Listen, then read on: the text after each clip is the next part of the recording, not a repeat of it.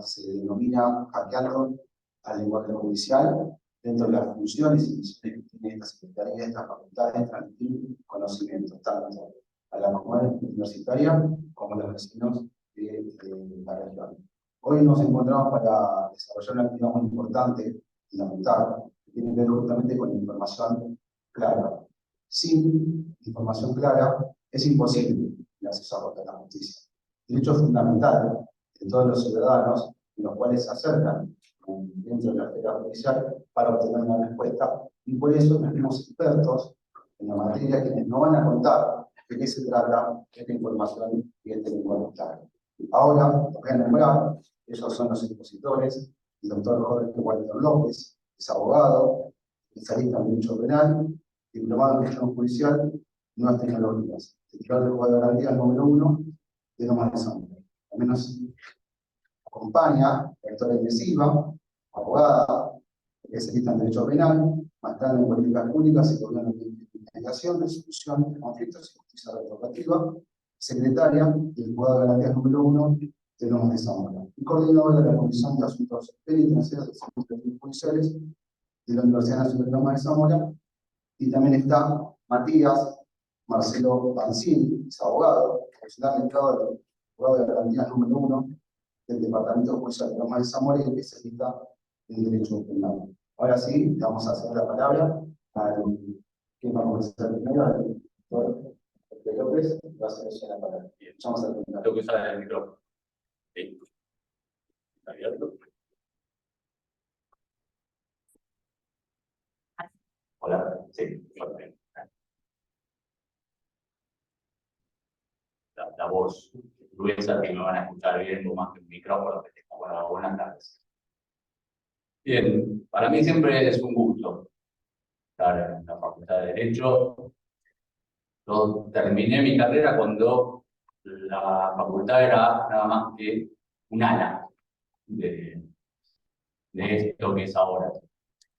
Cursé más en el Nacional de Adrogué, ahí hice la carrera y me recibí acá en el año 96. Hice toda la carrera también judicial desde la década del 90 y hace casi 11 años soy juez de garantías en Lomas de Zamora. Lo lindo de volver a la facultad es poder hablar con los alumnos y las alumnas sin los nervios de tener que rendir, ¿sí? Sobre todo la cuestión oral, para mí era un tema. La cuestión oral era uno de el talón de Aquiles. Y de eso recuerdo, como para iniciar, una materia que termino, o sea, doy el examen, eso, y el docente me dice, bueno, López, aprobó, pero ¿sabe qué? Tiene que mejorar el lenguaje jurídico.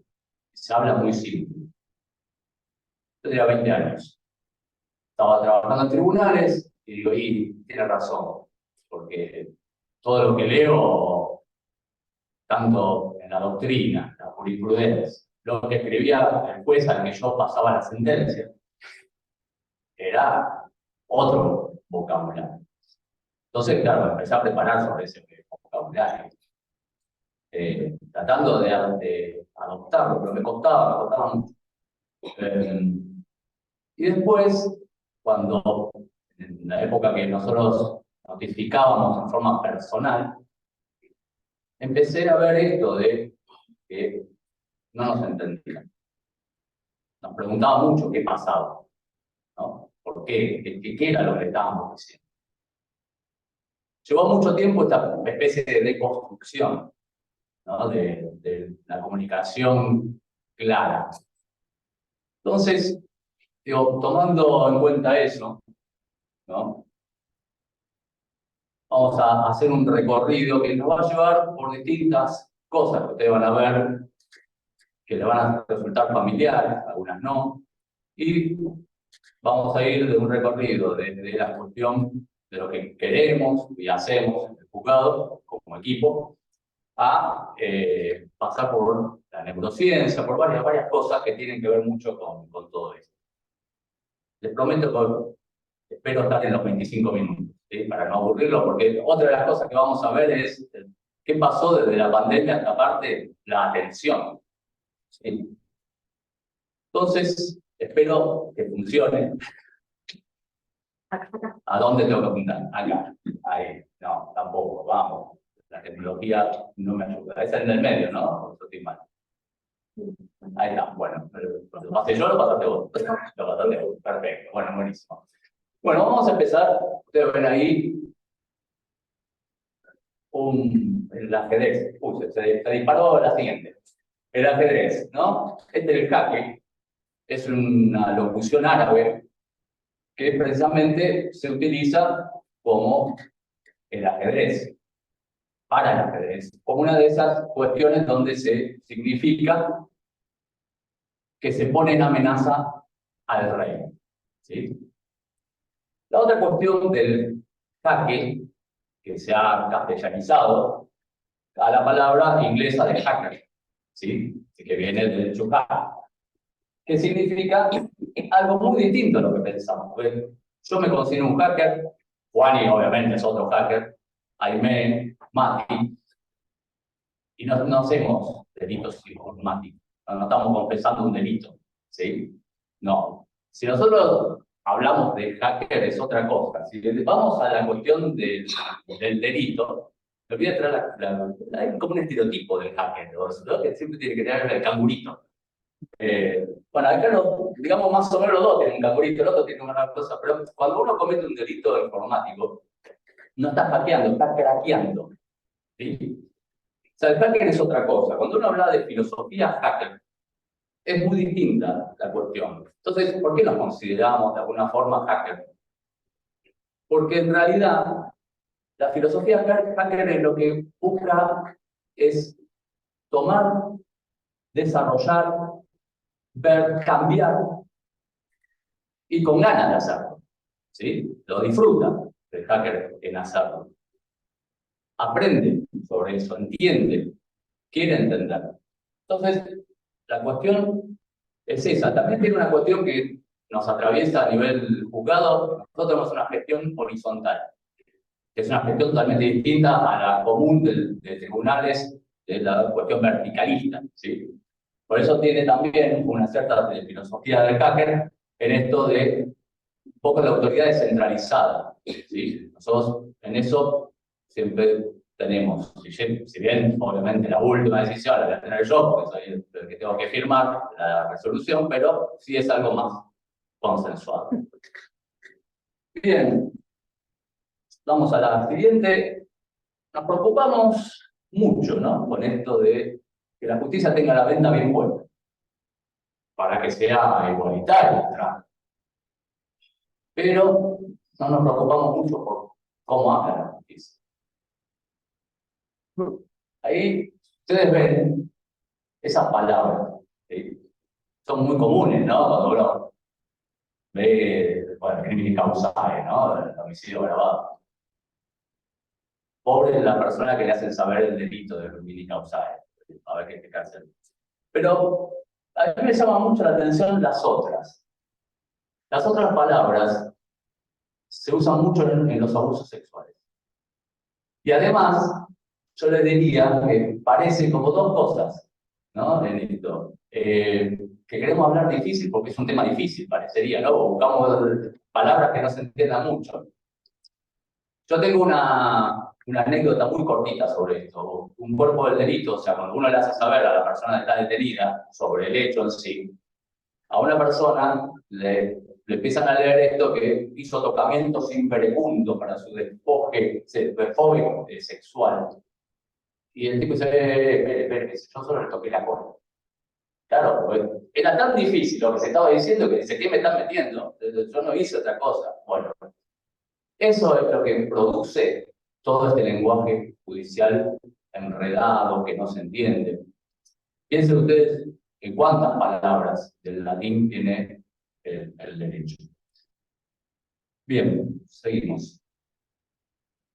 Comunicación clara. Nosotros con el juzgado decidimos, primero, cuando hicimos esto de ser hackers, ¿no? Esta cuestión castellana del hacker. Precisamente porque es de cierta forma poner en jaque el lenguaje judicial, o sea, la supremacía de este lenguaje judicial cerrado, que no se entiende y oscuro.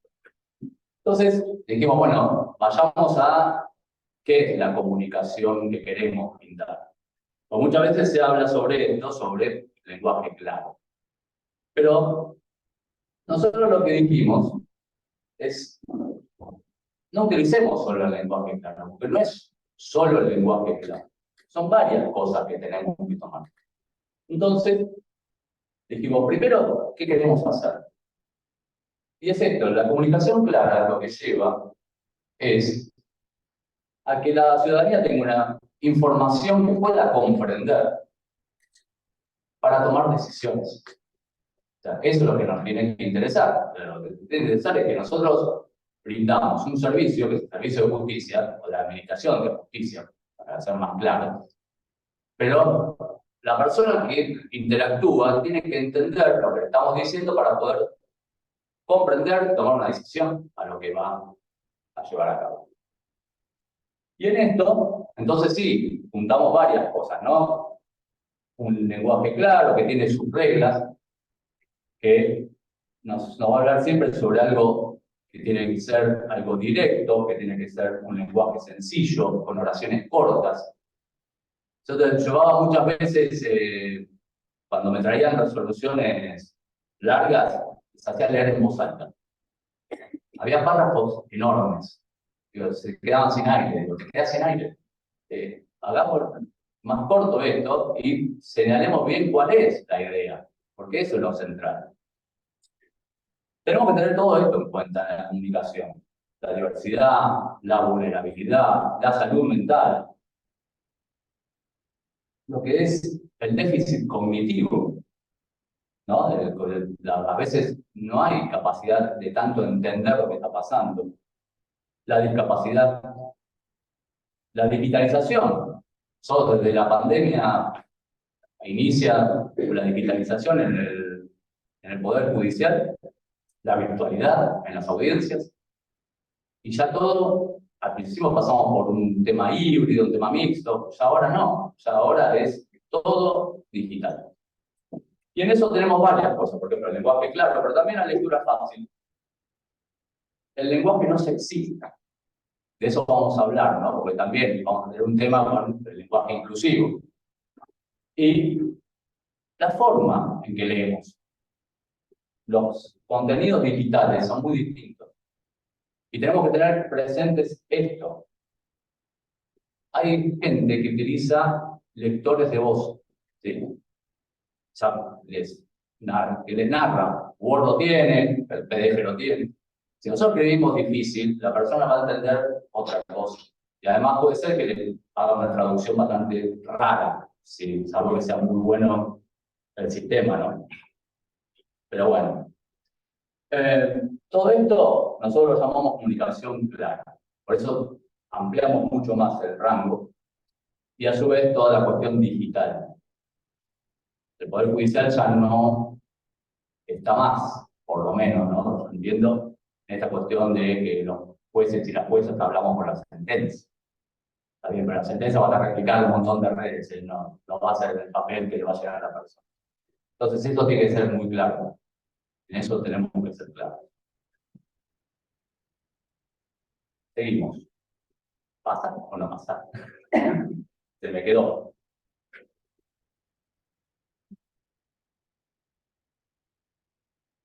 Quedó ahí, quedó trabado. Bueno, la cuestión era... A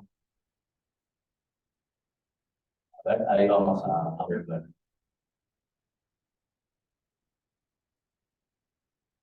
Vamos a hablar un poco de la diferencia entre el lenguaje claro y la lectura fácil. Que muchas veces se hace como una simplificación, que como que fuera sinónimo, o que sean iguales, y no lo es. Y hay mucho de eso en muchas sentencias que se han conocido, que se ha hablado como que eran de lenguaje claro. De eso, mientras Seguimos, yo se lo voy a explicar para que lo entiendan. La lectura fácil se utiliza para la discapacidad, ¿sí? Para todas las personas que tienen un déficit de la capacidad o tienen algún tema de capacidad que no pueden entender las cuestiones que se les puedan explicar. Nosotros, un ejemplo lo hemos tenido en el juzgado con una externación a un tema de salud mental, una persona con problemas de salud mental. Ahí está. Perfecto, ahí está. Entonces, la cuestión era esta, no era el lenguaje claro solo, ¿sí? Porque había muchas cuestiones técnicas. O sea, la persona tenía muchos temas de pericia psiquiátrica. Espera que se me pasó. Ahí está. Entonces, había que explicarle la tecnología, la terminología de los y las psiquiatras. Entonces, ahí ustedes lo ven, la lectura fácil está dirigida a las personas con restricciones en su capacidad, donde sí hay simplificación del lenguaje. Esto no significa tratarlo en forma diminutivo, pobrecito, no. ¿Sí? Porque muchas veces ha pasado esto de decir, bueno, le escribe. No. Hay que tener la dignidad siempre, ¿sí? De la persona. Hay que explicar nada más las cosas, mucho más sencillas. El lenguaje claro lo que hace es mantiene un orden, ¿sí? Simplifica lo que uno expresa. Saca mucho, o sea, puede mantener el lenguaje técnico, pero se explica cuál es el lenguaje técnico. Seguimos, ahora sí. Bueno, ahora sí tocamos uno de los temas que puede ser que tenga alguna discusión, el tema del lenguaje inclusivo. No es propio de Argentina la discusión del lenguaje inclusivo. En Alemania, por ejemplo, tomó esto de tomar un género neutro para hablar o para escribir. Suecia, que fue uno de los primeros en esto, adoptó una nueva forma de hablar en cuanto, o sea, señalar, mejor dicho, en esto de el gen, o sea que han es el masculino, hon es el femenino, y adoptó el gen y está en los diccionarios suecos. Estados Unidos, hace relativamente poco, entendió que también esto tendría que ser en la lengua inglesa y lo tiene en un diccionario, en el Merriam-Webster, Day.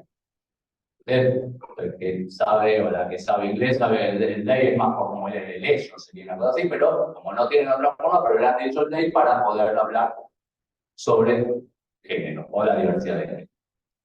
Nosotros seguimos discutiendo la cuestión de la X, la E, la arroba, ¿sí? Y, bueno, Aimé lo habla como si hubiera nacido con la, no sé cómo hace, a mí me cuesta muchísimo con la E, pero lo logra. Llamativo, la verdad que la admiro. Entonces nosotros dijimos, bueno, pero esperen, porque esto, el lenguaje inclusivo, la Corte no nos deja. Nosotros presentamos unas buenas prácticas, si no me equivoco. Le pusimos la X y nos dijeron, no, escriban bien, escriban con la X. Bueno, no estaba con el listo. Entonces dijimos, mira, ¿a dónde vamos con esto?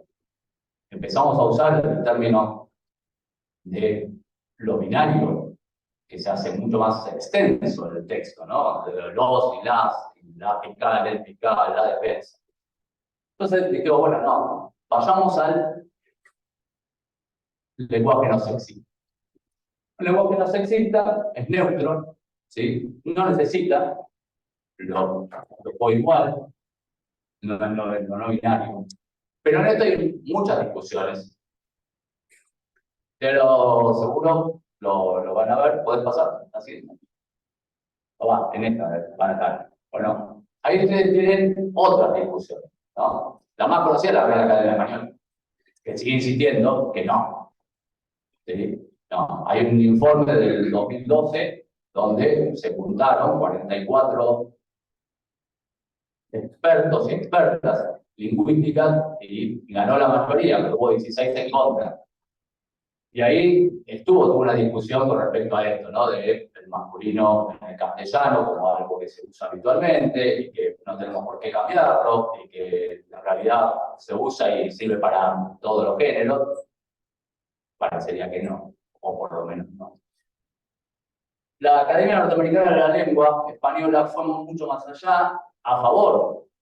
Tiene una guía sobre esto, diciendo, sí, hay que tenerlo en cuenta.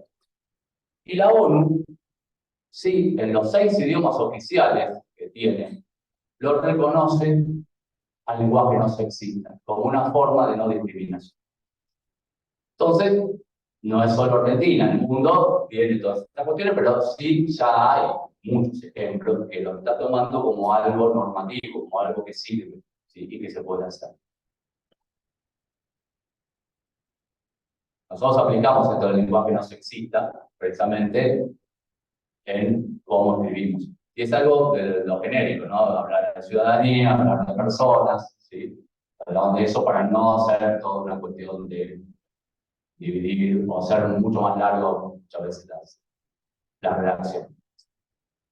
¿Qué tiene la comunicación clara? Todo esto que ustedes ven son todas ventajas, ¿sí? Entonces, primero cuando uno comunica de forma clara, baja la insatisfacción y la falta de transparencia de la dependencia. O sea, uno, al ser claro y al ser exponer lo que uno dice en forma que se entienda, eso es parte de lo que es la transparencia. Aumenta la confianza. A ustedes les debe pasar, cualquier contrato, cualquier cosa que tienen que firmar, la letra chiquita, siempre está muy chiquita. Entonces, siempre están como con esa duda que acá algo está pasando, algo me están escondiendo, algo. Bueno, si al ser esto hubiera sido mucho más claro, confiaríamos mucho más. La reputación también es buena. O sea, que esas dependencias utilizan esta cuestión de entender que debemos comunicarnos de esa manera y de forma clara, tiene una mejor reputación que aquel que sigue en lo oscuro y no quiere trascender o no quiere ser transparente. La interacción con la comunidad es mucho mejor, nos entendemos. No es algo que tengo miedo de que me están diciendo o no entiendo lo que me están diciendo. Baja la ansiedad. Cuando uno entiende, más allá que puede no estar de acuerdo con lo que le están diciendo, pero ya no tiene un doble cuestión de ahora me sigo nervioso o ansioso porque no estoy entendiendo lo que me están diciendo. Democratiza el acceso a la justicia. ¿Sí? Todo acceso a información que se entienda es democrático. Tiene un ahorro económico. Para los abogados no está bueno, para las abogadas no también, porque a lo mejor antes las llamábamos para que, che, traducime esto, ahora no, pero bueno, tiene este ahorro económico en ciertas formas de entender qué es lo que está pasando. El tiempo es eficaz. Si uno y una lee y entiende, por ejemplo, qué tengo que llevar para presentar para X documento que tengo que sacar o algo que tengo que presentar, ya sé lo que tengo que llevar y eso gana tiempo. No voy a ir a la ventanilla y van a decir, ay, se olvidó el formulario ese, no. Pero no estaba eso en las instrucciones. ¿Qué se va a hacer? Bueno, entonces, esto también, eso gana tiempo, la persona sabe lo que tiene que hacer. Y las traducciones automáticas, eso que yo les decía antes. Tenemos una frase anterior que igual no te preocupes que es esto, la comunicación clara es igual a confianza ciudadana. ¿Sí? Ahora sí, si querés la siguiente. ¿Estamos? Bueno, acá vamos con la ciencia. ¿Qué pasa con la ciencia? ¿Y cómo estudia esto la ciencia? ¿Sí? Por ejemplo, ¿qué es esto del neurolenguaje? ¿Qué estudia el neurolenguaje? Estudia de qué forma los documentos son entendibles, de qué forma la gente los lee, porque ya no leemos como nos enseñan. ¿Sí? Ya no hacemos lo mismo que antes, ahora lo van a ver. Y creo que aquellos que tengan teléfonos y eso se van a dar cuenta que lo hacen, o que miran páginas de internet, lo hacen. Bien. Lo que hace el neurolenguaje es decir, bueno, ¿cómo es esto de la lectura? La lectura, ¿cómo se hace ahora? Se escanea con el ojo, se hace un barrido visual de lo que estoy viendo. ¿Cuánto del texto es comprensible? Estudia eso también el neurolenguaje, ¿de qué manera? ¿Qué cantidad de información y qué calidad de información tengo? ¿Cuál es la aconsejable? ¿Cuál es la información y la comprensión que va a tener la persona? Todo eso estudia para hacer el neurolenguaje. Y eso se viene con otra cuestión, que es lo que yo les digo, que es algo que se viene investigando desde el año 2006. Ese señor que ustedes ven ahí es Jakob Nielsen, es un director de Nielsen Norman Group, pero a su vez es un catedrático de la Universidad de Dinamarca. Y este señor viene estudiando la forma de lectura digital. Y eso que ustedes ven ahí, arriba a la izquierda, es lo que él determina el patrón en forma de F. El estudio que realizó es que cuando uno ve material digital, ahí ustedes ven es un buscador, realiza este patrón en forma de F. Uno no lee todo, comienza leyendo todo. ¿Sí? O sea, fíjense que el ojo se posa sobre el lado izquierdo, pasa al lado derecho, vuelve hacia el izquierdo y ya empieza a ser cada vez más corto. Yo les pregunto, cuando ustedes hacen búsquedas, ¿a cuántas páginas llegan en la búsqueda? 2, 1, ya está. Porque si bien los buscadores utilizan esto de poner primero, hay que pagarlo, ¿no? Para ponerlo primero, pero es como que está ahí la información. Pero uno lee de esa forma. Entonces, Nielsen dice, bueno, desde el 2006 venimos con esto del patrón en forma de F. ¿Y yo por qué lo traigo esto? Porque nosotros ahora vivimos en forma digital. El Poder Judicial, por lo menos la provincia de Buenos Aires, está todo digitalizado. O sea, lo que se le llega a las personas es algo por mail, o lo ven sobre el sistema que manejamos nosotros, la visa virtual. Está todo dentro de PDF, pero sigue siendo lecturas digitales. A su vez, van a ver a Cara Pearce, que es una presidenta de la parte de Nielsen Group, que realizó otra cosa relacionado con el patrón en forma de F. Dice, sí, pero ojo, ¿qué pasa con los textos?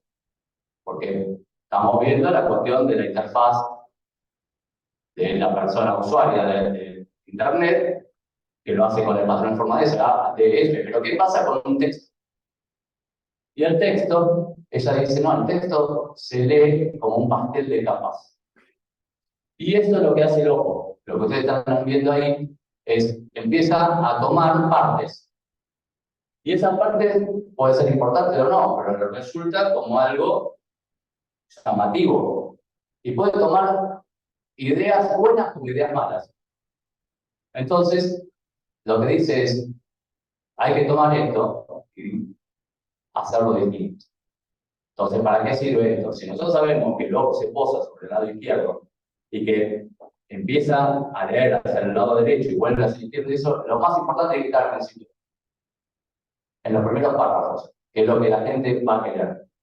Y después de lo demás que ustedes quieren señalar y que es importante para la persona, pónganle subtítulos, pónganle viñetas, pónganle colores, algo que llame la atención, para que la persona pueda tener esta posibilidad de hacer este pastel de capa, perdón, estando con la noción de lo que va a tomar y lo que le puede servir y lo va a decidir la persona, ¿sí? ChatGPT. O sea, nosotros podemos decir, bueno, pero yo se lo pongo en ChatGPT y me lo va a resolver y me va a hacer una síntesis de todo. ChatGPT, ojo que puede inventar, ¿no? ¿Sí? Si no lo sabe, lo inventa. Sobre todo la gratuita, que es lo que se usa habitualmente. A lo mejor la paga es mucho más directa, pero la gratuita inventa. Tiene un montón de sesgos, así que le va a traer una información bárbara. Si se buscaron, seguro, en el chat GPT pongan quiénes son y le va a traer cosas buenas como cosas malas. Puede ser el más brillante a que haga esto cualquier cosa. Bueno, esta es la cuestión que tenemos que evitar, más allá que tengamos esta posibilidad de la inteligencia artificial que nos pueden resumir textos. Bien. Bueno, el proyecto. Con todo esto que yo les conté, tomamos todo esto, hicimos un paso. Digo, bueno, ¿qué hacemos como juzgados? ¿No? Que bueno, armamos un proyecto. Hicimos un montón de proyectos. Todo conocido por los proyectos y por los protocolos. Pero bueno, miren. El proyecto. Digo, bueno, ¿qué hacemos con el proyecto? Y bueno, ahora hacemos un proyecto que sea en comunicación clara con perspectiva de derechos humanos. No hay que olvidarse, el Poder Judicial le habla a la ciudadanía, no se habla para sí mismo, o para sí, porque el mismo no se usa más, basta usar el mismo. Se me pega también. Pasa esto, le hablamos a la ciudadanía. Entonces dije, bueno, ¿cómo hacemos este proyecto? Y vamos con la primera idea que tuvimos. Digo, bueno, cuando uno arma un proyecto, se fija objetivos. O sea, si dispara o no dispara. Si no dispara, yo te lo puedo poner por problema. Planteamos un proyecto, se plantea con objetivos. ¿Sí? Un objetivo general, que era precisamente esto de implementar un nuevo modelo de comunicación y diseñarlo con todo lo que yo les conté antes. ¿Cuáles eran los objetivos de segundo? Esto es un objetivo general. ¿Cuáles eran los otros objetivos? Revisar todos los modelos que teníamos, adaptarlos y aplicar todo lo que yo les conté antes. ¿Sí? El lenguaje claro, la lectura fácil, el lenguaje no sexista y el pastel de capas. Buscar esto y llamar a la atención para qué es lo que importante. Y a su vez, ¿cómo se llevó ese proyecto a cabo? Recopilamos, hay mucha información que ustedes quieren buscar, hay mucha información. Así que hay muchas guías, hay dos juzgados de Ciudad de Buenos Aires que tienen publicadas las guías de lenguaje claro. Confeccionamos esa guía propia, hicimos una guía propia para el juzgado, hicimos una dirección y división de tareas, ¿sí? Los funcionariados sobre todo, una construcción consensuada, por lo menos de las resoluciones, que es lo que más lleva tiempo del armado y de la arquitectura, porque las otras que son resoluciones de mero trámite no tienen tanto lo complejo, pero sí las resoluciones. Hicimos una adaptación de todos los modelos y siempre está el ajuste. De eso van a hablar Matías y Aime, y no los quiero spoilear. Hay palabras que se usan y nadie dice nada, pero decís una con EU. Pero spoilear, googlear. Bueno. 668 son la cantidad de modelos que ya reformamos. Eso que ustedes ven ahí, lo que hicimos es algo que nos copiamos, ¿sí? De un juzgado de Quilmes que tiene una guía después del despacho donde tiene una lista para comprobar que estamos cumpliendo con todo lo que vamos a poner. No solo en la cuestión del lenguaje claro, de la lectura fácil y esto, sino también en la cuestión de lo que va a ser los siguientes pasos procesales. Y la guía de esa brújula, que significa que es esto de continuar siempre en busca de la mejora continua. Es algo de un concepto que se habla sobre la gestión, de innovación de gestión. Bien, entonces ahí, esto es lo que pasó. ¿Sí? Cuando usted ve una resolución judicial, se sigue escribiendo como en el siglo XIX. ¿Sí? Hay un youtuber, Pablo Molinari, que dice que fue un siglazo. Sí, de verdad, fue un siglazo del siglo XIX, pero tenemos que salir, ¿no? Ya estamos en el siglo XXI, tenemos que buscar el abuelo. Entonces, esto es lo que hicimos. Si ustedes ven algo antiguo o un escrito que se sigue usando, no digo antiguo, para nosotros es antiguo. se sigue usando el Poder Judicial, tiene todas estas formas, ¿sí? No hay título, tiene un lugar y fecha abreviada. O sea, ustedes imagínense a alguien que pone un lector de voz y le dice barra, barra, barra, más, el más de Zamora, 25, más de Zamora, barra, barra, ¿qué me está diciendo? O el autocivistas, ¿sí? También tengo otra anécdota con el autocivistas diciendo, espere, no había ningún auto, no había, en el derecho no había ningún auto. No, está bien. O sea, seguimos con esto. Nosotros cambiamos con todas estas cuestiones.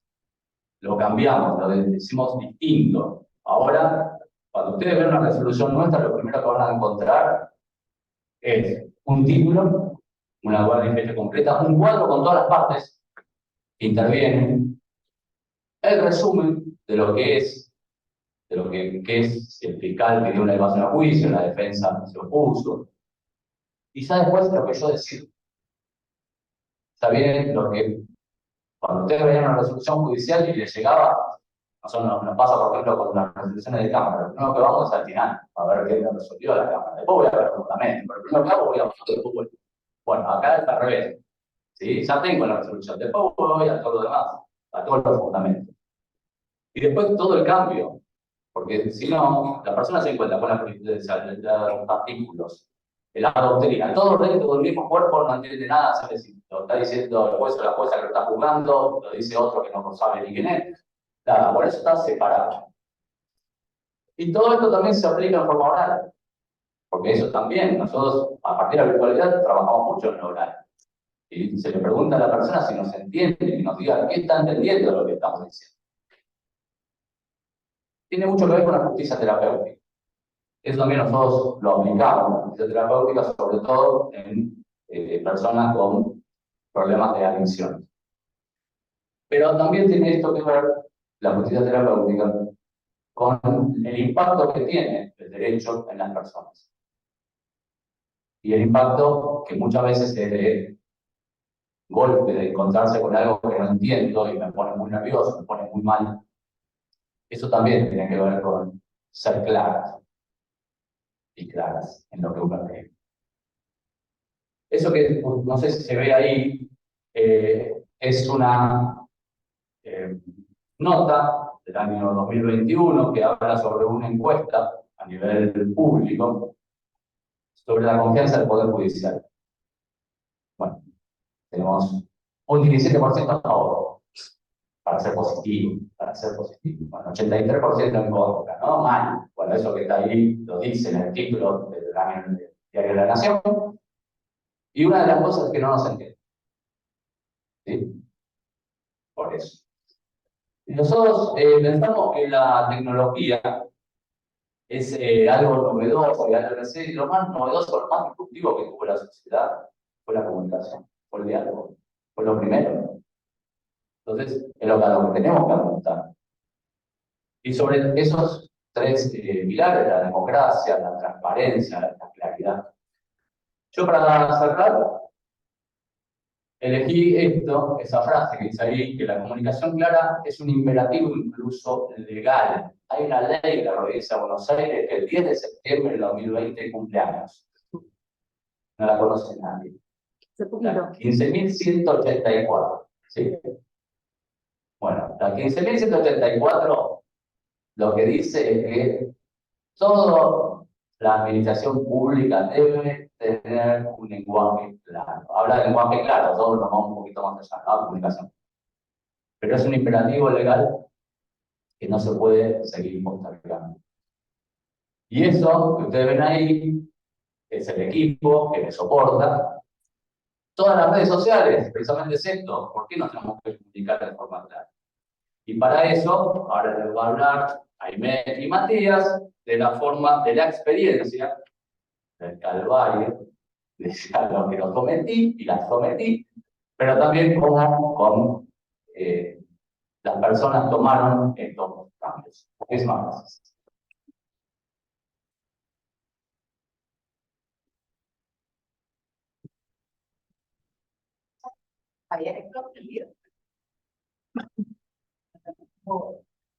Parece que sí. Bueno, buenas tardes. Gracias por estar en este día lluvioso, está complicado. Gracias a mis hijos también por acompañarme, a la Universidad Nacional de Lomas de Zamora, porque siempre está generando este tipo de espacios, particularmente a la Facultad de Derecho, a Ari, una compañera que siempre está generando también espacios que interesen y cuestiones que hagan a las cuestiones actuales, ¿no? Que creo que por eso están aquí hoy presentes, y también agradecerle a la gente que está conectada de cualquier lado vía Zoom. A Juan Ignacio Trentino, titular del juzgado de Petición 4, que está aquí presente, acompañándonos como siempre. Para nosotros es muy importante, porque además articulamos acciones en conjunto, ¿no? Ustedes saben que las causas que ingresan en un juzgado de garantías muchas veces terminan en el juzgado de petición con el sitio. Particularmente agradecerle al doctor López, que dice todo eso de que lo soportamos, qué sé yo, para que digamos no, y es así, la verdad es que es así, es un gusto, siempre digo lo mismo, es un honor poder trabajar en un organismo, en un juzgado, ir a trabajar feliz. Yo creo que es una de las cosas más lindas que te puede pasar. A nosotros realmente nos pasa eso, y tiene mucho que ver con el liderazgo, digamos, con la persona que conduce, como en cualquier organización, ¿no? Es fundamental la cabeza y quien toma las decisiones para bajar una directiva de cómo, qué pasó. No, que demostraba que tenemos a los chicos de la unidad 31 que les mandan saludos. Bueno, saludos para allá, saludos también si están del pabellón 7 de la unidad 40, que después seguramente Mati va a contar cómo nos recibieron de todo Panamá. Muchas gracias a quienes están. Bueno, muy bien, muy bien. Estaba en la parte de los agradecimientos, me parece muy importante eso, y destacar la función de la universidad como universidad que decimos orgullosamente conurbana, en generar este tipo de cuestiones y de espacios, y que también nosotros venimos de acá, ¿no? De la universidad pública, y que también estamos haciendo una devolución cuando pensamos en todas estas cosas. Yo les decía que vamos a trabajar contentes, y que eso es muy importante, y todo el tiempo estamos pensando en lo que dijo Jorge, en la mejora continua, ¿no? Cómo mejorar el servicio judicial. Y yo en base a lo que planteaba del título, no sé si le llamó la atención el título de la charla, no sé si alguien vino pensando que era otra cosa, todavía están a tiempo, no terminó. Pero no, este juego de palabras, hackeando, ¿no? Hackear al lenguaje. Entonces, se puede jugar con las palabras, ¿no? Pero nada más se puede jugar con las palabras. Digo, ¿qué otra función tienen las palabras? Y cuando nosotros escribimos lo que escribimos, ¿qué responsabilidad tenemos como operadores y operadoras, en este caso judiciales, en lo que estamos diciendo? Y me gustó, dijiste un par de términos que me voy a hablar de eso, el término de construcción. ¿Qué es deconstruir? ¿Qué significa deconstruir? Acá pido colaboración para que sea medio intercambio. Cualquiera. El muchacho joven de camisa blanca que está tan entretenido, yo sé que vos sabés. ¿Qué es deconstruir para vos? Desarmar. Desarmar, perfecto. ¿Alguien más se le ocurre otra palabra? ¿Otra forma de definirlo? Las chicas. Se puede asociar a cómo la cultura va evolucionando. Entonces, en ese sentido, capaz que antes era una cosa y se desconstruye esa terminología que teníamos antes. Ok, Como lo que es el feminismo, ¿no? exactamente, sí, la de ¿Cómo las cosas se van construyendo y después se construyen? Ok, bueno, ahora vamos a ver. Sí, Podríamos decir que lo estamos, podríamos decir que es ponerlo a un punto inicial e inicio, digamos, de dónde comenzó. ok, la palabra deconstrucción a usted remite a un punto de inicio. Desconstrucción, claro, desarmarlo de a poco y volver a un punto de inicio. Ok, bueno, todo suma, está perfecto. Justo me diste pie porque, ¿qué pasa? El término de construcción está asociado generalmente a los feminismos, ¿no? A los movimientos feministas, más en este último tiempo, ¿no? Hablamos de deconstrucción de la identidad, o me estoy deconstruyendo, no, me dice, él no se está deconstruyendo. No, está bien, si me querés contar, está muy bien. Pero Dios, ¿no? Hablamos de esto, estoy en deconstrucción, teneme paciencia, me estoy deconstruyendo, todas estas cuestiones. Pero en realidad su origen lo encontramos en un filósofo, ¿no? La filosofía tan importante. Antes de comenzar y venir para acá, estábamos hablando con Ezequiel y con mis compañeros, lo importante que es la filosofía, el origen, ¿no? Pensar las cosas en el sentido de por qué hacemos lo que hacemos, para qué lo hacemos. Ustedes saben que en la filosofía son muchas preguntas, ¿no? Justamente, no sé si se van a ir con tantas respuestas, pero por lo menos que podamos pensar entre ellos. Entonces les contaba que este filósofo francés, que se llama Jacques Derrida, escribió en 1967 un libro que se recomiendo, se llama De la gramatología, es un libro muy cortito y de fácil lectura, que a mí personalmente me voló la cabeza, digamos, como que dice en criollo. ¿Por qué? Porque él se pone a cuestionar todo lo relacionado a las palabras y los textos, ¿no? Entonces el tipo de lo que plantea es, che, ojo, atrás de lo literal que dice, podemos encontrar cosas ocultas en los textos. Y miren lo que además planteaba. Cuando nosotros escribimos, pensamos que escribimos lo que estamos pensando, a ver si me sigo. Pero en realidad, cuando pensamos en palabras. ¿Sí? O sea, pensamos en palabras. Vos pensás, ahora llego a mi casa y voy a hacer la comida, te van a comer. ¿Qué tenés ganas de comer hoy? Unos canelones con tuco, bueno, el día está para eso. Entonces, lo pensás en una forma, no decís canelones, olla, noche, ¿no? No pensamos así, pensamos en la gramatología, en un formato de pensamiento. Y este autor decía, habrá muerto Dios, pero la gramatología sigue viva, digamos, ¿no? Haciendo alusión a un montón de cosas que no vienen a esta charla, pero digo, ese formato, esa estructura de pensamiento nunca la hemos cambiado desde que empezamos a hablar. Obviamente el lenguaje, como decía, va mutando y va cambiando, ¿no? Si hablamos en castellano antiguo, veis, y esas cosas, tipo el Don Quijote, nos parece que es rarísimo y en una época fue habitual, obviamente. Ahora, en términos de construcción, yo les decía que sale de ahí, ¿no? Sale de la filosofía de este autor pensado específicamente en los textos. Y luego se fue traspolando a otras cosas. ¿Y por qué? Porque lo que nos lleva a pensar no es planeamiento, contestamos lo que decía, no es destruir, deconstruir, no es destruir. Es justamente lo que decía el compañero, es desarmar, es desmontar algo que se nos presenta como natural, como obvio, ¿no? Lo que decías vos de volver al origen, compañero, ¿no? De como que siempre fue así. Esto siempre fue así. Entonces, la deconstrucción va a meterse en lo que pensamos que siempre fue así y que no tiene otra forma de ser. ¿En qué se nos va a venir ahora? Y bueno, ¿no? Que las nenas con los nenes, no, mira, este es un fallido, eso es lo que pienso yo. Las nenas con las nenas, los nenes con las nenas, ¿no? Todo lo que viene ya establecido, el tema hoy por hoy que se plantean los vínculos amorosos, si quieren, ¿no?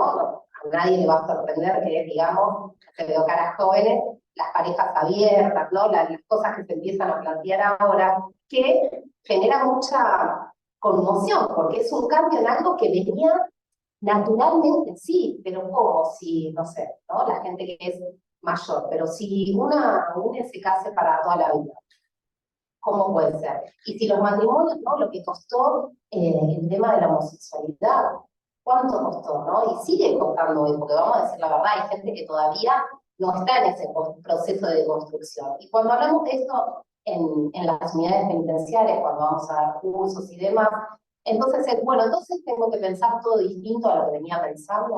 No, no se trata de eso. Se trata de abrir la mente, tener otra posibilidad y notar que las cosas no son naturalmente así. Somos seres sociales, tenemos una construcción social, ¿no? Todas las cosas que pensamos son construcciones sociales. No hay nada que venga así por naturaleza.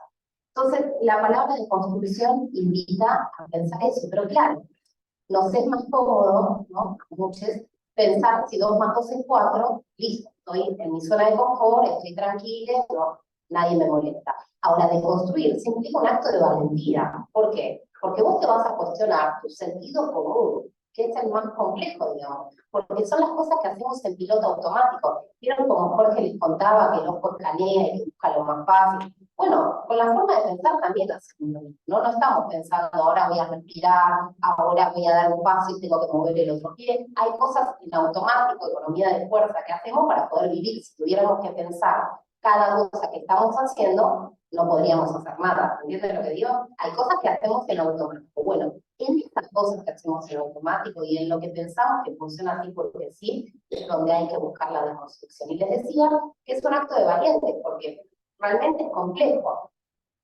Y me quedo, bueno, quiero aportar a por qué salgo con esta palabra, y por qué me parece importante a lo que venimos, que tiene que ver con el sistema penal o con la administración de justicia.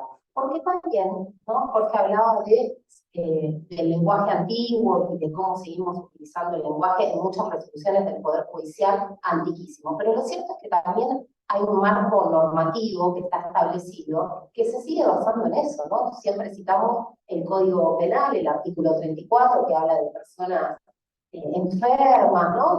Hay terminología que ya no va. Entonces, bueno, listo, tenemos un margen acotado de acción porque nos tenemos que basar en lo que dicen las leyes. Bueno, la invitación también es a deconstruir eso y animarse a pensar otras palabras, otros conceptos, otros significantes. Digo, ¿quién dice que el sistema penal, la única resolución o la única forma de resolver un conflicto grave, vamos a poner, sea la cárcel? ¿No? ¿Qué lógica nos vino a decir eso? Quienes han leído Foucault saben que antes que eso había otras formas, ¿no? ¿Cuál era la forma antes de la cárcel? Alguien leyó a Foucault, del que está acá. Sí, me dice. ¿Qué? ¿Cómo era la forma antes de resolver el conflicto? El trabajo, la fuerza. La tortura también, ¿no? El libro de Foucault, los exponían a Siberia, ¿no? Bueno, pero también estaba la tortura como práctica, ¿no? El calvario, lo que como empieza. Ay, gracias, se me fue el vicio la nariz. Ay, sí, vigilar y castigar. Gracias, Juani. No, empieza con esto, con la descripción de un acto de tortura. Bueno, antes era así. Ay, cuánto evolucionó la sociedad, ¿no? ¿Con qué evolucionada estamos? Ahora, ¿cómo resolvemos los conflictos? Y apilamos gente en un lugar, que sabemos que se violan derechos humanos, que sabemos que no están las condiciones de alojamiento, por lo menos cuando hablamos sobre todo en la provincia de Buenos Aires, que emplea el 50% de la población penitenciaria del país. ¿No? Estamos hablando de eso. Ah, esto sí, ahora estamos mucho más humanos. Entonces digo, capaz que ya no nos está alcanzando la terminología, nuestro sentido común, la lógica que traemos de cómo resolver los conflictos, ¿no? Pero por suerte, siempre hay gente, cito otra palabra que dijo Jorge, disruptiva, ¿no? Siempre hay gente disruptiva que hace acciones disruptivas, como acá el titular del juzgado, que nos empuja todo el equipo para que también nos llevemos adelante, a hacer la diferencia. Y él hablaba de justicia terapéutica, y también está la justicia restaurativa, no sé si lo han visto, también les invito a que se interesen sobre el tema y que lo busquen. Hay otras formas de resolver los conflictos, ¿no? Y formas que van a tener que ver con dar una respuesta a la ciudadanía, que nos está, siempre decimos lo mismo, ¿no? Supuestamente el derecho penal funciona mal, es de 17% solo de credibilidad en la administración de justicia, un 80 y pico que está en desacuerdo, qué sé yo, pero sí, la gente sigue llamando al patrullero cuando pasa algo, ¿no? Seguimos marcando el 911. Hay un problema de salud mental, una mamá que está desesperada porque siempre cito el mismo caso, ¿no? Porque su hijo o su hija está en consumo problemático, le robó las cosas, tuvo un problema, ¿y a quién llama esa mamá? Cuando el hijo o la hija está en ese estado, ¿no? De intoxicación o que está mal. ¿A quién llama? ¿A quién te parece, compañera, que llama? A la policía, llama al 911, ¿no? Y la policía, la forma que tiene tradicional de resolver el conflicto, ¿cómo es?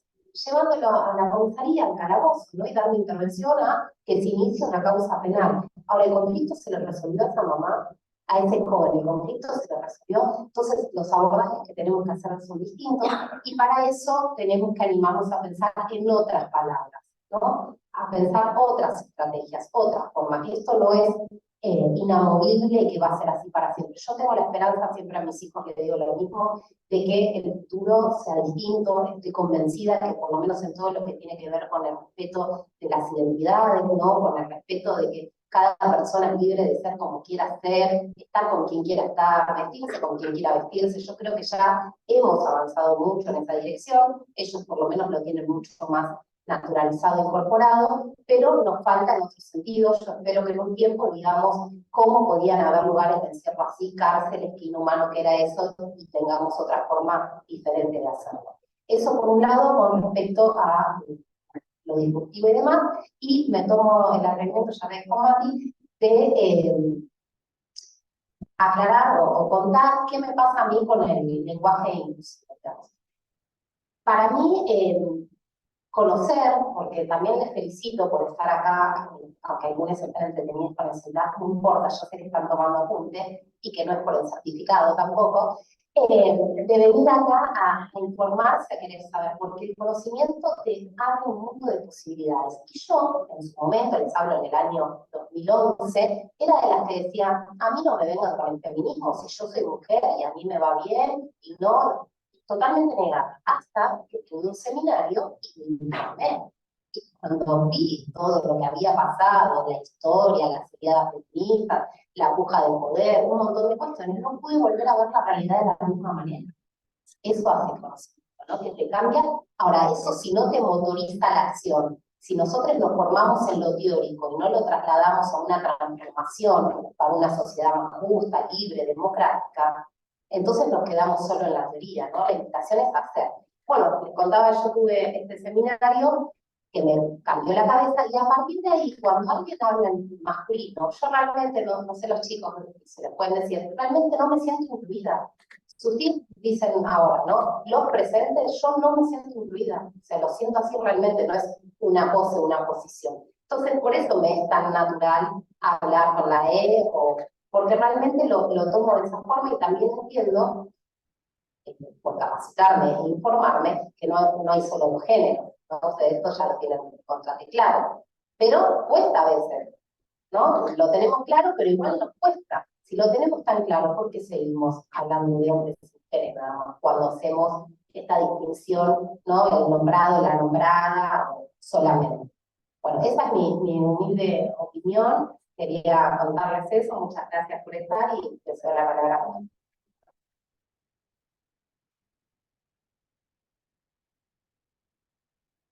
Bueno, muchas gracias a todos y todas, y bueno, y todos también, los presentes.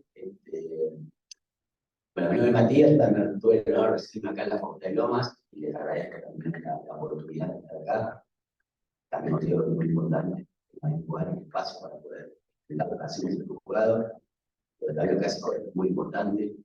También digo Jorge porque él es el motor de todo esto. Y luego, bueno, nosotros trabajamos ahí, también ponemos mucho por eso. Creo que él es el motor, en la cabeza, y sin él no podemos hacer lo que hacemos. Y yo creo que estamos muy agradecidos por realmente realmente creo que destacable como jueza lo que hace. Más allá que a veces también nos enojamos y lo insultamos en privado.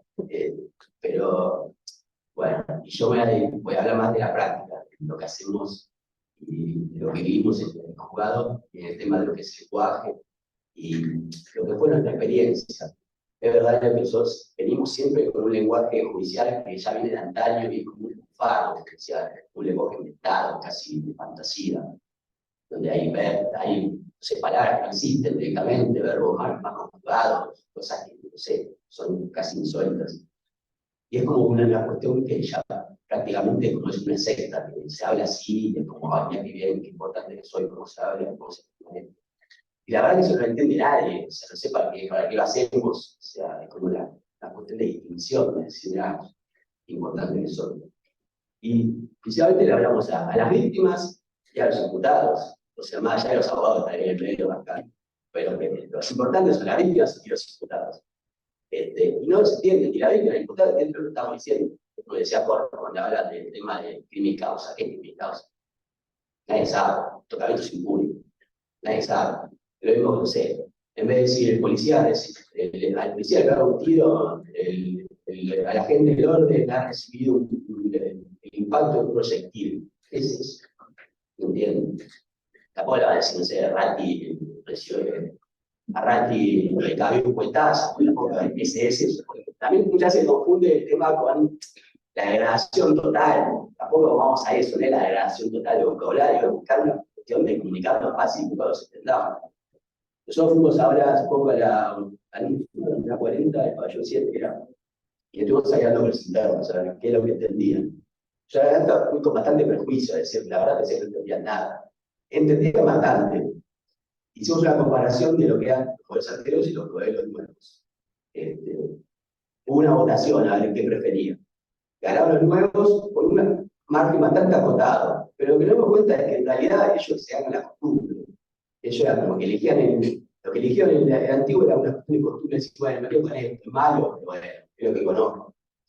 Y lo que nos marcaban era justamente esto, esas cosas. Ellos decían, bueno, había palabras que están convencidos que tienen un significado que no tenían. O sea, están convencidos que había palabras que significaban una cosa que realmente no se significaban eso. Y también nos marcaban, por ejemplo, el tema de los artículos, las palabras estas.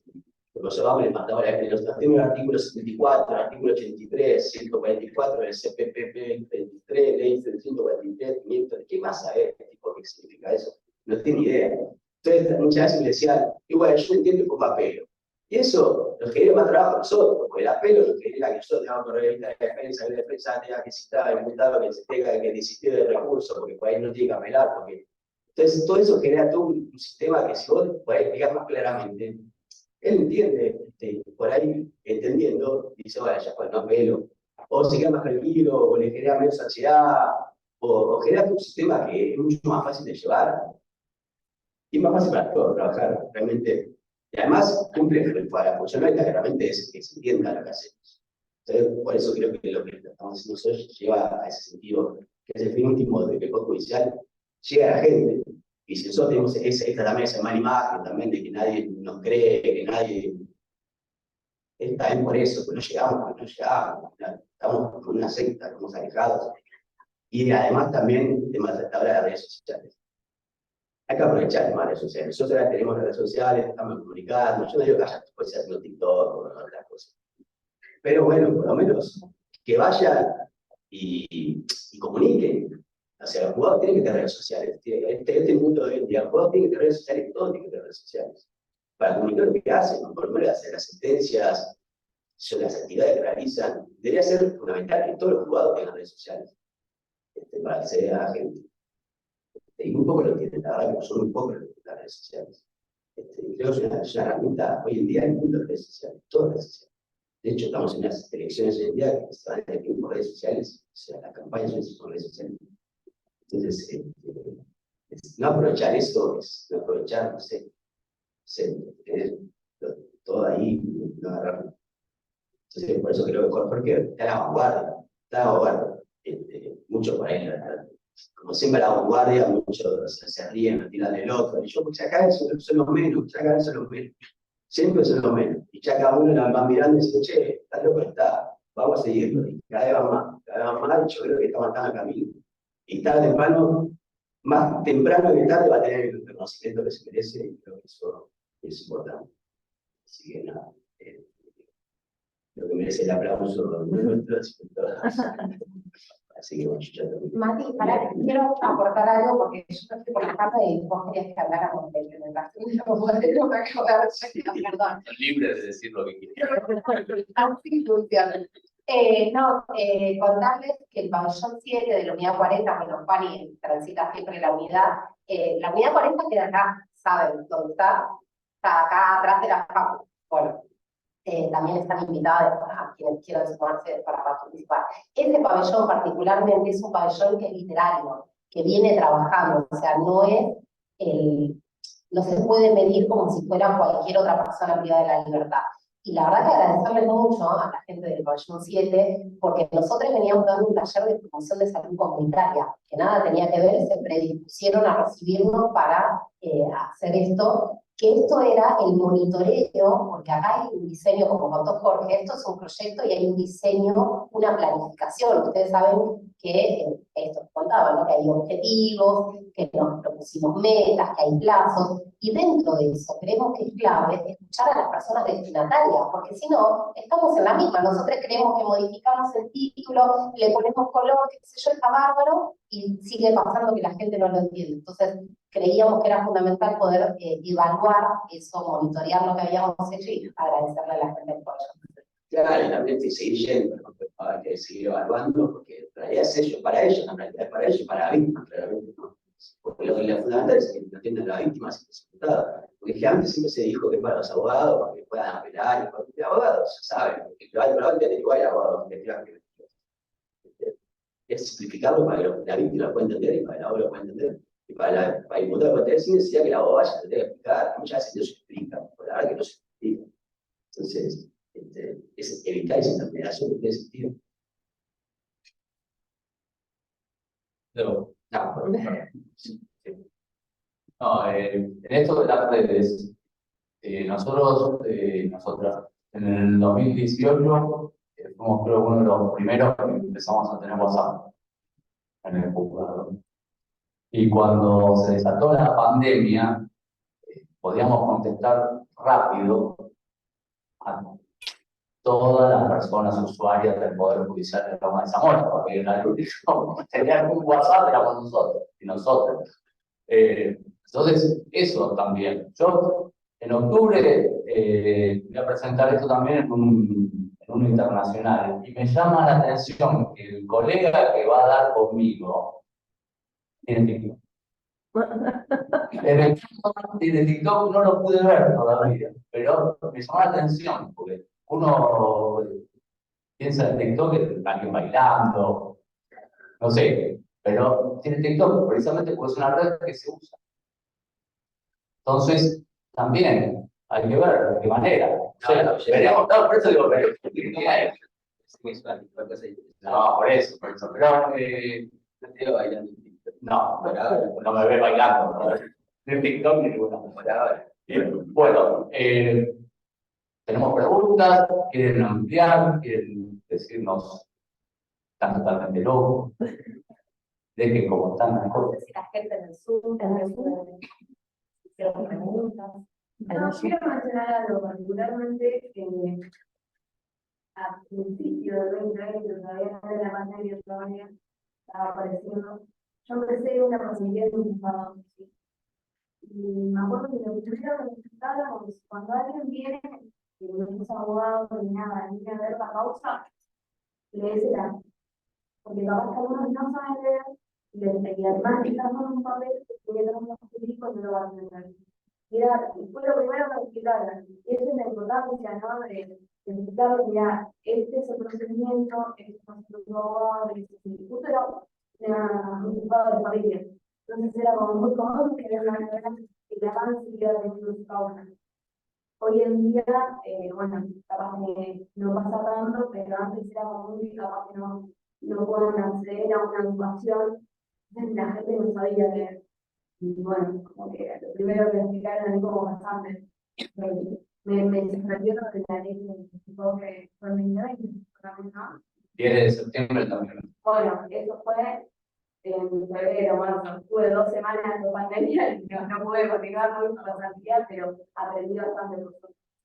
No, hay colegas que están, ¿sí?, haciendo un cambio en el Poder Judicial, se hay que reconocer. Está fuerte. Pero, por eso, pero lo bueno es que empieza a haber otra mirada. Eso está bueno. En dejar de escribir para los libros, ¿sí? Porque parece que escribimos para la ley. Me suena medio, me estoy metiendo un chico, pero no, bueno, más o menos, pero es como que queremos que la sentencia la publique, entonces vamos a escribir difícil, porque la ley se escribe difícil. No. Estamos trabajando a nivel también de la Corte, por lo menos desde la presidencia de Torres, va a haber un libro, ¿sí?, sobre esto, y está justo también la experiencia del juzgado, como una forma distinto del lenguaje judicial, distinto a lo que sería bueno, pero seguimos teniendo este manual de estilo que tiene la Corte Nacional también lo tiene, todos tienen manuales de estilo, que nos indica cómo tenemos que escribir, qué letra usar, pero hay que jugar un poco de cosas. Es como pensar que esto, una charla que me quedó muy grabada de Caferata Norris, hablando del procedimiento penal, ¿no?, del proceso penal, del derecho procesal, ¿no? Y él decía, bueno, el derecho procesal es como una foto del momento, pero es dinámico. No podemos decir, esto va a ser así como decía Aimé, en el 34 inciso primero del Código Penal. Es de 1921. y habla sobre la salud mental, y habla del enajenado, del enfermo mental, del manicomio. Hay una convención de los derechos de la discapacidad, y sigue estando el 34 inciso primero igual. Y habla con todo término que ya no se usa. Pero no lo toquemos porque es mirar al 34 inciso primero. Entonces, esto es lo que tenemos que empezar a romper, a reconstruir, ¿no? Por eso. Bien, aún así, No, preguntar a los tres, no la pregunta. Matías decía algo que les tres. puedo hablar si los, Bueno, eso. porque también me cuesta mucho, pero Yo valgo por una. las y los. Ok. Al margen de lo que también, bueno, sobre todo decía Matías, el tema de escribir con distinción, de que escribimos con distinción en los tribunales y todo, la pregunta es para cualquiera de ustedes, digo, ¿no piensan que en el fondo tenemos un poquito de vergüenza, los operadores, las operadoras y los operadores judiciales, en acercarnos a ese público? Como si algo en ese castigar o en explicar lo que estamos resolviendo nos diera un poquito de vergüenza, ¿no? Porque más allá de la terminología antigua, ya de modé, lo que fuere, digo, hay cosas que realmente no tienen necesidad, ¿no? ¿Por qué digo el suscripto o la suscripta en vez de decir yo? Yo decido. En tercera persona hablaba Diego. Diego Armando Maradona, tercera persona, perfecto. Maradona esto, perfecto. Pero ¿qué necesidad hay de decir? Como si fuera otra persona la que está decidiendo, ¿no? Y yo noto como que, al margen de pretender escribir con cierta distinción, como si estuviéramos para alguna editorial, digo, me parece que hay algo de eso, ¿no? De decir, nos avergonzamos de transmitirle esto a las personas. Si le estoy diciendo a una persona privada de la libertad que va a seguir presa, como si algo me avergonzara un poquito. Y como si a una víctima le transmitiera una decisión que por ahí puede no agradarle, algo me avergonzara en eso. Entonces, es un lenguaje también, el empleo de la tercera persona y todo, que creo yo que tiende a mantenernos lejos de ese público y a darnos una sensación de resguardo. No sé qué piensan de eso o si comparten eso. Eso es el que hace la resolución. Yo lo primero que se me vino fue que cuando alguien habla muy complejo, todo, para mí o está mintiendo o te quiere saber qué palabra. Pero no, él firma el que hace las resoluciones de corte. Él no usa el suscripto. ¿Qué usa? No, yo decido. ¿Cuáles son mis fundamentos? Sí, sí hay algo de eso. Yo creo que sí también. No sé si de vergüenza o de mantener una distancia, porque estuviéramos en otro. No sé, yo siempre digo que somos personas, pero con un rol de jueces y juezas. Es nuestro rol, ¿no? Asumimos esto, ¿sí? Quisimos asumir este rol, pero somos personas. Entonces, adhiero mucho de lo que dice Juani. No sé si es de vergüenza, a lo mejor sí, porque en cierta forma uno siempre le hace ruido la decisión, pero tiene que tomarla, la decisión. Y lo que decía uno sabe qué pasa en las cárceles, por ejemplo. O sabe a una víctima decirle algo que no le va a convencer la resolución. También. Hay otra ley, que también la ley de víctimas, la 15.232, que nos obliga a comunicar a la víctima lo que hacemos. Y hay que hablar con la víctima y explicarle. Y muchas veces, y sí, nos van a insultar, sobre todo más con la libertad que con la detención, ¿no? Es lamentable también que tengamos esto como un parámetro de decir, como que la justicia es la detención, la justicia es prisión. No.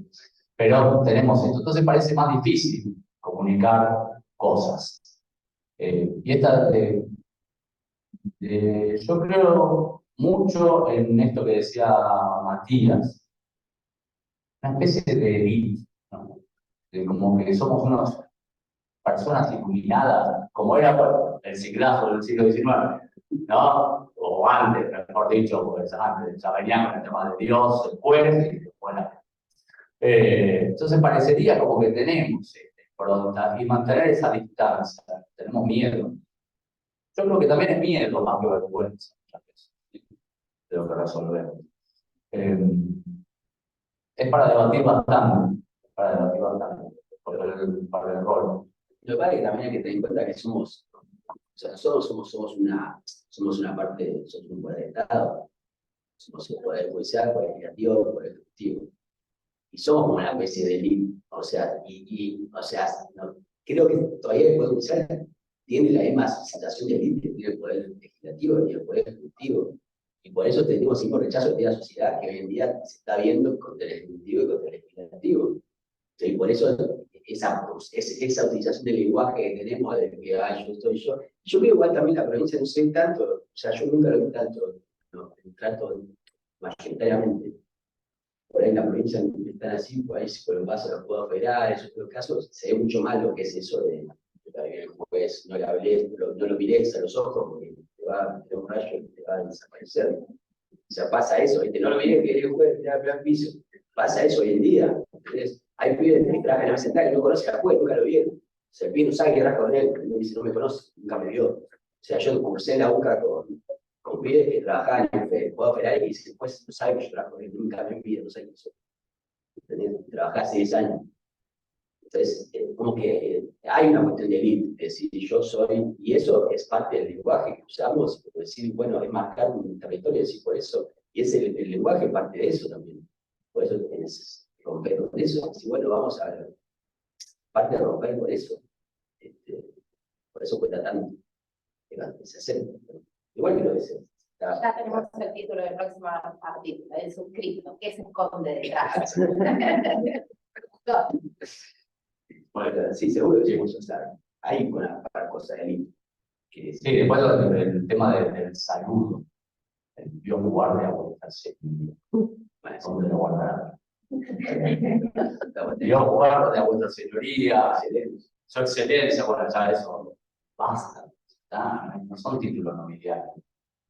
No, sigamos usando esto. Además, si yo digo, los saludo atentamente, los saludo, listo, ya está.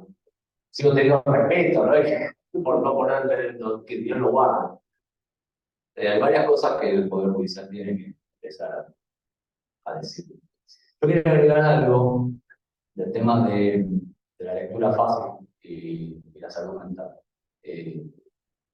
Nosotros hicimos una resolución con Aimé y quedamos muy satisfechos y satisfechas, satisfechas de cuenta, satisfechos, cuando lo notificamos a la persona, porque nos entendió. No solo se lo dimos en forma escrita, sino que hicimos una audiencia y la notificamos y él entendió. Pero a su vez, hay otra cosa que yo quiero tomar al tema del documental, y se lo dejo como otro tema. No separemos a las personas. Si tienen a alguien de confianza que esté al lado cuando uno lo notifica de alguien, porque nosotros somos extraños, extrañas, y eso genera estrés. Entonces después nos tenemos miedo que tenga un broticismo. ¿Quién sos? ¿Quién sos? Y además me está hablando difícil, peor. Entonces, bueno, eso también. Eso quería porque se me fue cuando estaba viendo la. Sí, una otra pregunta tenemos, ¿no? En el chat a todo barro. Muchísimas gracias por estar.